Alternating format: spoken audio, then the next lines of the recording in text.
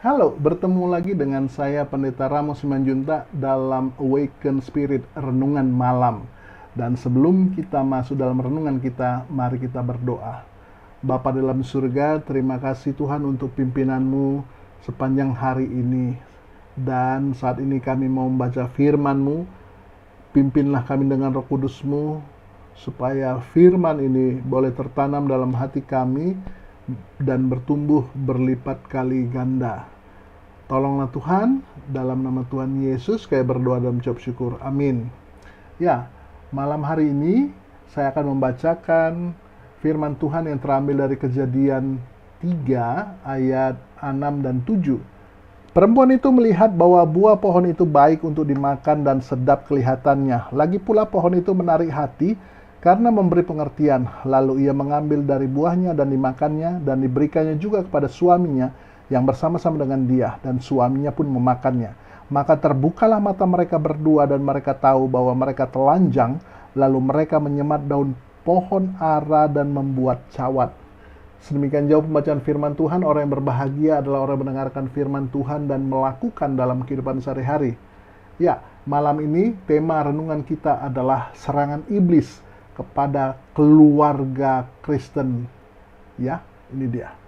Jadi kita bisa melihat ya bahwa kemarin kita udah bicara soal setan menggoda Hawa, dan pada ayat 6 ini kita bisa melihat bahwa setan berhasil dalam godaannya, dan ayat 7 itu dampak dari manusia mengikuti godaan setan. Nah, oleh sebab itu kita lihat sebenarnya bagaimana dasar perempuan itu atau Hawa bisa mengambil buah dari pohon pengetahuan baik dan buruk itu dan memakannya dan memberikan kepada suaminya juga untuk dimakan. Nah, ternyata ada 3 aspek yang ditunjukkan di dalam ayat 6. Yang pertama dikatakan buah pohon itu baik untuk dimakan. Berarti apa? Ini terkait dengan perut, ini terkait dengan fisik atau biologis. Kemudian disebut juga bahwa buah itu sedap kelihatannya. Artinya buah itu pada dirinya sendiri punya daya tarik yang luar biasa. Nah, biasanya ketika ada benda atau orang punya daya tarik yang luar biasa, maka orang lain ingin memilikinya. Karena apa? Ketika memiliki benda atau orang yang punya daya tarik itu, maka pemiliknya akan merasa puas. Ya, nah, kepuasan ini adalah bicara soal emosi. Nah, kemudian yang ketiga, bahwa buah itu memberikan pengertian, ya, atau kebijaksanaan, ya. Ini bicara soal pride, ya, harga diri. Kenapa? Karena Hawa berpikir ketika saya memakan buah ini, saya akan sama dengan Allah. Wah, bukankah menjadi hal yang luar biasa, saudara? Ya, tentu saja. Nah, oleh sebab itu, iblis selalu menyerang titik-titik lemah pada diri manusia, pada diri anggota keluarga, pada diri keluarga-keluarga Kristen. Yaitu apa? Dia serang bagian fisik kita, bagian biologis kita. Dia serang bagian emosi kita. Dia serang bagian harga diri kita. Nah, oleh sebab itu, saudara, benar apa yang dikatakan 1 Yohanes 2 ayat 16 sampai dengan 17. Saya akan bacakan bagi kita. Sebab semua yang ada di dalam dunia, yaitu keinginan daging dan keinginan mata, serta keangkuhan hidup, bukanlah berasal dari Bapa, melainkan dari dunia. Nah, oleh sebab itu kita harus, setiap keluarga Kristen, setiap anggota keluarga Kristen harus mengerti untuk memperkuat 3 aspek yang sering jadi titik lemah kita untuk menjadi diserang iblis, ya. Bahwa kita itu harus benar-benar kuat ketika ada serangan terhadap keinginan daging, serangan terhadap keinginan mata, serangan terhadap keangkuhan hidup atau pride. Nah, kita harus memperkuatnya dengan apa? Dengan menjaga relasi dengan Tuhan, membaca firman Tuhan, supaya sungguh firman itu menjadi benteng, ya, yang kuat, dan Roh Kudus akan hadir di dalam hati kita untuk memimpin kita, untuk memberi kekuatan pada kita. Nah, di lain pihak, Bapak, Ibu, dan Saudara, iblis memang tidak pernah senang melihat keluarga Kristen itu utuh. Dan kita bisa melihat banyak sekali keluarga-keluarga Kristen jadi hancur. Ini karena apa? Ya, yang dia serang adalah seluruh anggota keluarga termasuk kepala rumah tangganya. Nah, laki-laki di dalam Alkitab disebut sebagai kepala istri. Kenapa?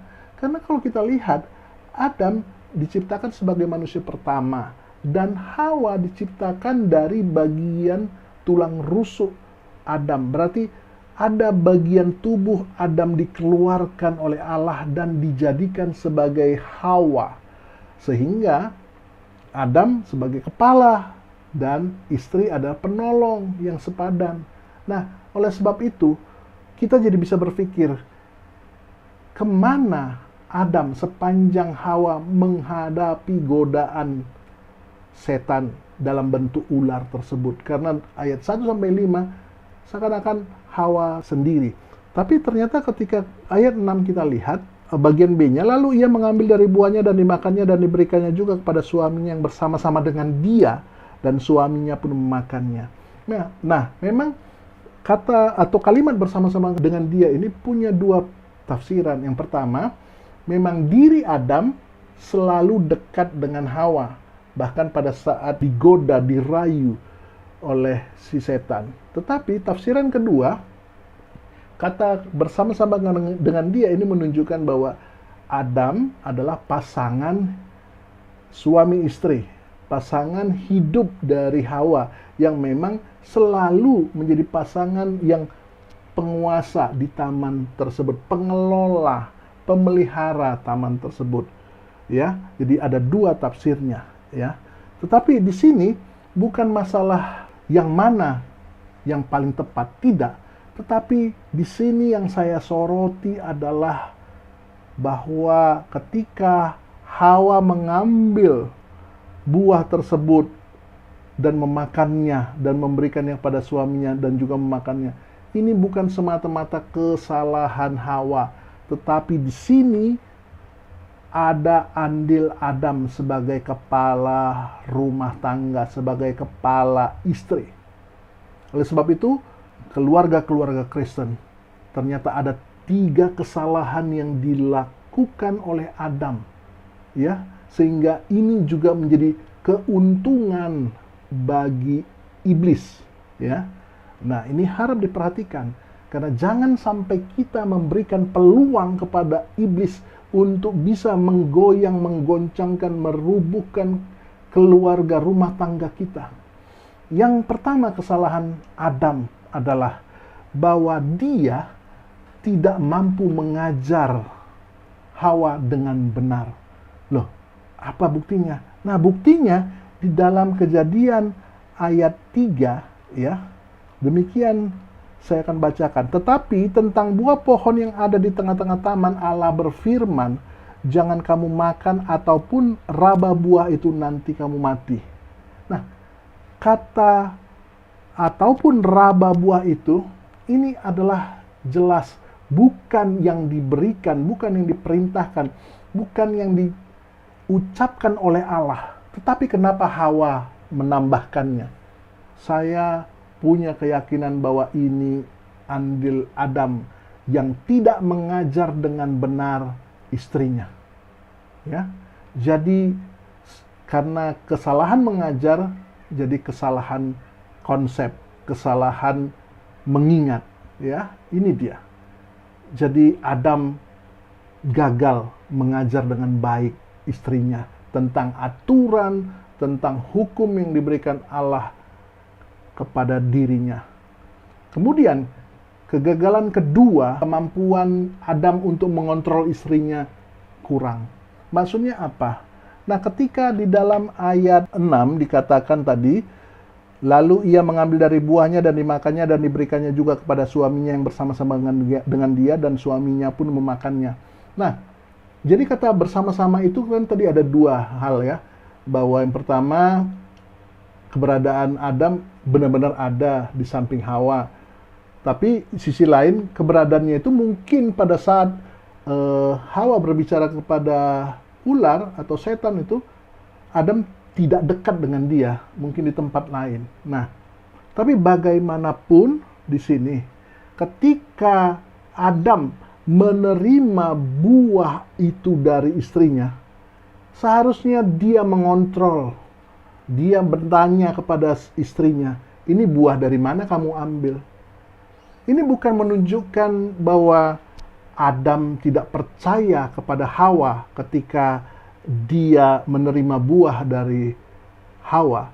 Tetapi sebagai kepala dan sebagai manusia yang mengelola taman itu, dia harus ingat bahwa Allah memberikan larangan untuk tidak memakan buah dari pohon pengetahuan itu yang di tengah-tengah taman itu.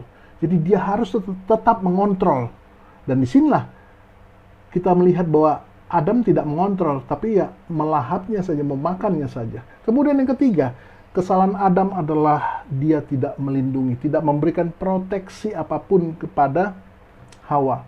Ya, kalau kita menganggap bahwa Adam sejak awal percakapan ular atau setan itu dengan Hawa ada di samping Hawa, maka kenapa Adam tidak berkata apapun? Kenapa dia diam saja? Kenapa dia membiarkan Hawa digoda? Nah, ini adalah jelas bahwa Adam tidak mampu melindungi istrinya. Nah, jadi tiga hal ini, kesalahan mengajar, kesalahan mengontrol, kesalahan melindungi, ini harus kita perkuat secara khusus bagi Anda sebagai kepala rumah tangga. Supaya apa? Supaya iblis tidak mampu menyerang keluarga yang kita bangun, rumah tangga yang kita bangun, anggota-anggota keluarga yang kita miliki. Bapak-bapak, saudara sekalian. Ya. Jadi, mari kita memperkuatnya dengan apa?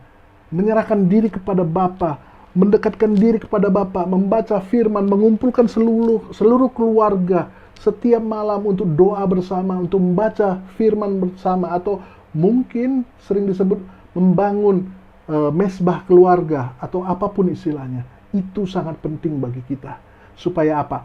Proteksi Tuhan melalui Roh Kudus hadir di tengah-tengah hidup kita, sehingga serangan iblis dari seluruh sisi pun bisa kita hadapi dengan baik. Karena apa? Roh Kudus bersama-sama dengan kita memberikan kekuatan, penghiburan, proteksi untuk mengingat semua firman Tuhan. Oleh sebab itu, jangan lalai Bapak, Ibu, dan Saudara, terutama bapak-bapak yang sudah punya istri dan anak-anak, atau saudara yang baru membangun rumah tangga. Jangan lalai untuk mengumpulkan keluarga, membaca firman, berdoa bersama, supaya Allah yang dipermuliakan dalam rumah tangga Anda. Amin. Mari kita berdoa. Bapa dalam surga, terima kasih Tuhan untuk kasih setia Tuhan yang Tuhan berikan pada kami. Terima kasih untuk firman-Mu yang mengingatkan seluruh anggota keluarga bersama-sama membuat mesbah keluarga, membaca firman, berdoa bersama, dan meminta di dalam doa perlindungan dari Allah terhadap serangan setan yang selalu ingin menghancurkan keluarga-keluarga Kristen saat ini. Terima kasih Bapa dalam surga. Kami yakin percaya Tuhan akan mendengar doa kami dan menjawabnya pada waktunya. Dalam nama Tuhan Yesus Kristus kami berdoa dan mengucap syukur. Amin. Terima kasih Bapak, Ibu, dan Saudara. Sampai ketemu besok. Tuhan Yesus memberkati kita.